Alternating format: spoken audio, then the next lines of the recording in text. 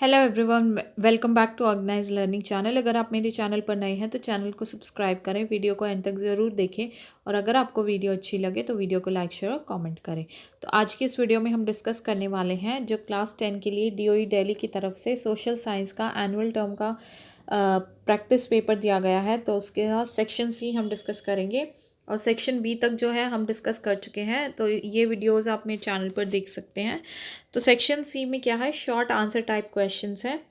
पहला है 25th है इसका, describe the process of unification of Italy. जो इटली में यूनिफिकेशन हुआ था उसका प्रोसेस आपको डिस्क्राइब करना है। तो इसका आंसर हो जाएगा process of unification of Italy. During the middle of the 19th century Italy was divided into 7 states of which only one, that is Sardinia Piedmont, was ruled by an Italian princely house. जो 19th century का middle था उस दौरान Italy जो है वो 7 state में divided था, जिसमें से सिर्फ एक जो कि था सार्डिनिया पाइडमोंट, ये इसको कौन रूल करता था? एक इटालियन प्रिंसली हाउस। ठीक है। The north was under Austrian Habsburgs, the center was ruled by the Pope, and the southern regions were under the domination of the Bourbon kings of Spain.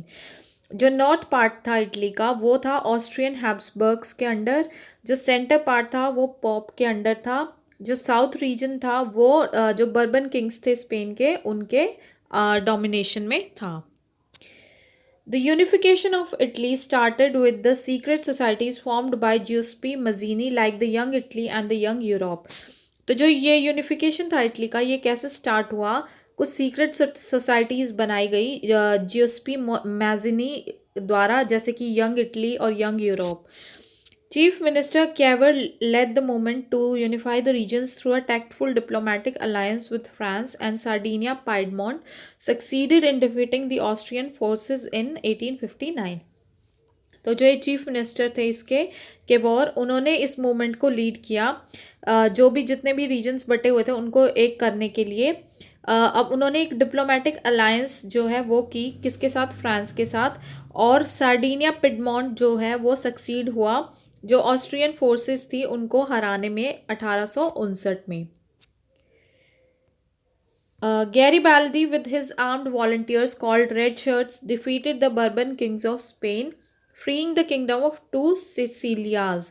और फिर जो Garibaldi था वो उन्होंने अपनी armed volunteers के साथ मिलकर, जिनको रेड शर्ट्स बोला जाता था, उन्होंने हरा दिया किसको? बर्बन किंग जो थे स्पेन के, उनको। और जो दो सिसिलियाज का किंगडम था उसको फ्री कर दिया। In 1861 Victor Emmanuel two was proclaimed king of united Italy. और फिर 1861 में फाइनली जो यूनाइटेड एक इटली बन गया था उसके किंग कौन प्रोक्लेम किए गए? Victor Emmanuel two. इसका और वाला पार्ट है 25th क्वेश्चन का। जो और वाला पार्ट है वो क्या है? Describe the process of formation of the British nation. जो ब्रिटिश नेशन है वो कैसे फॉर्म हुआ उसका प्रोसेस भी बताना है। तो इसका हो जाएगा हमारे पास process of formation of British nation. Before the 18th century there were different ethnic identities with its own culture and politics, English, Welsh, Scot and Irish. 18वीं सेंचुरी से पहले क्या था? अपनी अपनी एथनिक आइडेंटिटीज़ और कल्चर के साथ और पॉलिटिक्स के साथ इंग्लिश, वेल्श और स्कॉट और आयरिश, इस रीजन में जो ब्रिटेन है वो डिवाइडेड था। As the English nation's wealth and power increased, its influence over other island nations also increased. अब जो ये इंग्लिश नेशन था, जैसे जैसे इसकी वेल्थ और पावर बढ़ती गई तो इसका जो इन्फ्लुएंस था बाकी के जो ये आइलैंड नेशंस थे इन पर भी बढ़ता गया। English Parliament had taken the power from the monarchy in 1688 after a long conflict. फिर जो इंग्लिश पार्लियामेंट थी उन्होंने पावर किससे ले ली? मोनार्की से 1688 में, एक काफ़ी लंबे झगड़े के बाद। It became an instrument in building the nation state of Britain with England at its center. फिर ये एक इंस्ट्रूमेंट बना एक नेशन बनाने में, जो स्टेट ऑफ ब्रिटेन था उसको एक नेशन बनाने में ये एक इंस्ट्रूमेंट बना, और इंग्लैंड जो है इस ब्रिटेन का क्या बना? सेंटर बना। United Kingdom of Britain was established through the Act of Union in 1707 between England and Scotland. फिर जो यूनाइटेड किंगडम ऑफ ब्रिटेन था वो इस्टेब्लिश हुआ किसके थ्रू? जो एक्ट ऑफ यूनियन था उसके थ्रू 1707 में, जो इंग्लैंड और स्कॉटलैंड के बीच में। ठीक है। Scotland eventually got suppressed by the English politically and culturally as the British Parliament was dominated by the English. और फिर धीरे धीरे जो स्कॉटलैंड था वो सप्रेस होता गया इंग्लिश के द्वारा, पॉलिटिकली भी और कल्चरली भी, क्योंकि जो ब्रिटिश पार्लियामेंट थी उसमें जो इंग्लिश पीपल थे उन्होंने डोमिनेट कर लिया था उसको। ठीक है। अब 26th जो क्वेश्चन है वो क्या आता है, describe the impact of print revolution on society. Print revolution का सोसाइटी पे क्या इम्पैक्ट है वो डिस्क्राइब करना है। तो ये हो जाएगा impact of print revolution on society. Print revolution was not just a development, a new way of producing books, it transform the lives of people, changing their relationship to information and knowledge and with institutions and authorities. Print revolution जो है वो सिर्फ एक development नहीं था, एक नया तरीका नहीं था सिर्फ वो कि बुक्स को प्रोड्यूस करने का, बल्कि इसने ट्रांसफॉर्म कर दिया लोगों के जीवन को, उनके रिलेशनशिप को चेंज कर दिया कि इंफॉर्मेशन और नॉलेज का जो एक्सेस था उसके साथ उनके रिलेशनशिप को चेंज कर दिया, और जो इंस्टीट्यूशन और अथॉरिटीज़ थे उनके साथ उनके रिलेशनशिप को चेंज कर दिया। Printing reduce the cost of books. Printing से क्या हुआ, जो बुक्स की कॉस्ट थी वो घट गई। Access to books created a new culture of reading. तो अब कॉस्ट जो है बुक्स की घटेगी तो वो ज़्यादा लोग उसको पढ़ना चाहेंगे, अब कम होने पे कॉस्ट, तो जो बुक्स का जो ये एक्सेस हुआ इससे रीडिंग का एक नया कल्चर जो है वो क्रिएट हो गया लोगों में। नेक्स्ट 27th आता है हमारे पास, different persons can have different developmental goals. जो अलग अलग लोग होते हैं उनके अलग अलग डेवलपमेंटल गोल्स होते हैं। Justify the statement with suitable examples. तो इस स्टेटमेंट को सही एग्जांपल्स के साथ जस्टिफाई करना है। तो people have different developmental goals, उनके अलग अलग गोल्स होते हैं। It is because the life situations of persons are different. क्यों लोगों के अलग, हर पर्सन का अलग अपना डेवलपमेंट जो गोल होता है वो होता है, क्योंकि जो हर पर्सन की लाइफ सिचुएशंस होती है वो अलग अलग होती हैं। People seek things that are most important for them और that which can fulfil their aspirations.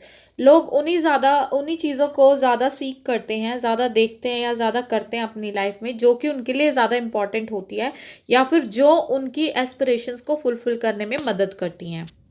Example क्या हो जाएगा, the developmental goals of a boy from a rich urban family would be to get admission in a reputed college, whereas the developmental goals of a girl from a rich urban family would be to get as much freedom as a brother। जैसे कि एक ही rich urban family के में एक girl है और एक boy है, उस बॉय के डेवलपमेंटल गोल क्या होंगे उस रिच अर्बन फैमिली के, कि उसको एक रेप्यूटेड कॉलेज में एडमिशन मिल जाए। वहीं अगर उसी रिच अर्बन फैमिली की गर्ल की बात की जाए, उसका डेवलपमेंटल गोल होगा कि उसको अपने भाई जितनी जो है फ्रीडम मिल सके। नेक्स्ट क्वेश्चन है, analyse the factors responsible for the low representation of women in legislature in India. कौन कौन से फैक्टर्स जो हैं वो रिस्पॉन्सिबल है किस चीज़ के लिए, जो ये वुमेन की रिप्रेजेंटेशन है वो बहुत ज़्यादा कम है कहाँ पे, लेजिस्लेचर में। इंडिया में अगर लेजिस्लेचर की बात की जाए तो वहाँ पर वुमेन की बहुत कम रिप्रेजेंटेशन है, तो ये इसके लिए क्या फैक्टर्स रिस्पॉन्सिबल हो सकते हैं। तो इसका आंसर हो जाएगा, factors responsible for low representation of women in legislature in India are, first है prejudice. Ironically, it exists among both men and women against genuine equality। Prejudice की तो अगर बात की जाए तो ये आदमी और औरत दोनों में ही ये एग्जिस्ट करता है। जेन्युइन इक्वालिटी की तो बात छोड़ दो, लेकिन ये प्रेजुडाइज तो मेन में भी होता है और वुमेन में भी होता है। It is believe that male legislatures have the gumption to fulfil election manifesto more than women.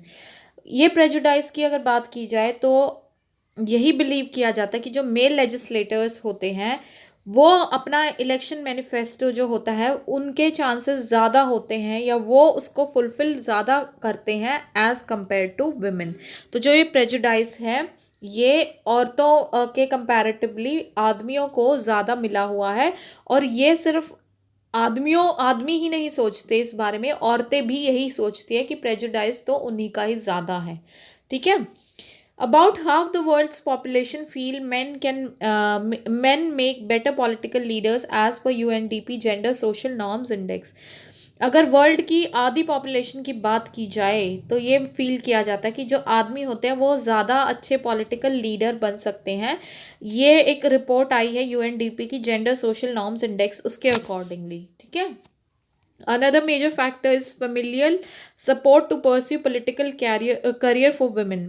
और तीसरा मेजर फैक्टर क्या हो सकता है, familial सपोर्ट, जो फैमिली का सपोर्ट है वो पॉलिटिकल करियर जो अगर कोई लेडी बनाना चाहती है तो उसमें फैमिली का सपोर्ट जो है वो बहुत ही कम लेडीज़ को मिल पाता है।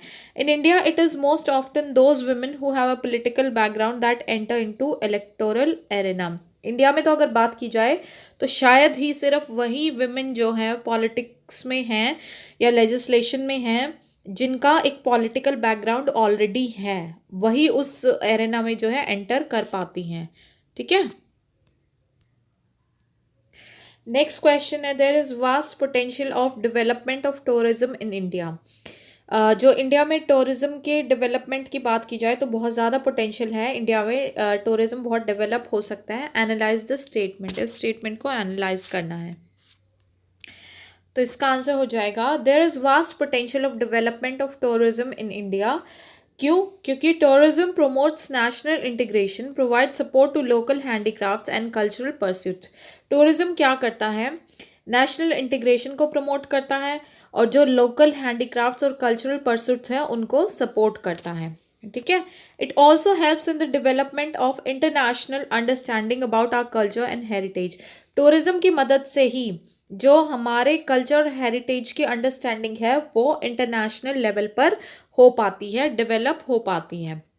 Tourism contribute significantly to India's economic development. इसके अलावा टूरिज्म जो है वो बहुत अच्छी मात्रा में जो है इंडिया की इकोनॉमिक डेवलपमेंट में कंट्रीब्यूशन है टूरिज्म का, ठीक है। तो इसी के साथ सेक्शन सी जो है वो भी कंप्लीट होता है। तो आशा कि आपको ये सेक्शन, इसके क्वेश्चन आंसर्स और ये वीडियो समझ में आई होगी। तो अगर आपको वीडियो अच्छी लगी और समझ में आई है तो आप वीडियो को ज़्यादा से ज़्यादा शेयर करें, वीडियो को लाइक करें, कमेंट करें, चैनल को सब्सक्राइब करें। मिलते हैं नेक्स्ट वीडियो में अगले सेक्शन के क्वेश्चन आंसर्स के साथ। तब तक के लिए आप बहुत अच्छे से अपनी तैयारी करते रहिए। All the best for your exams.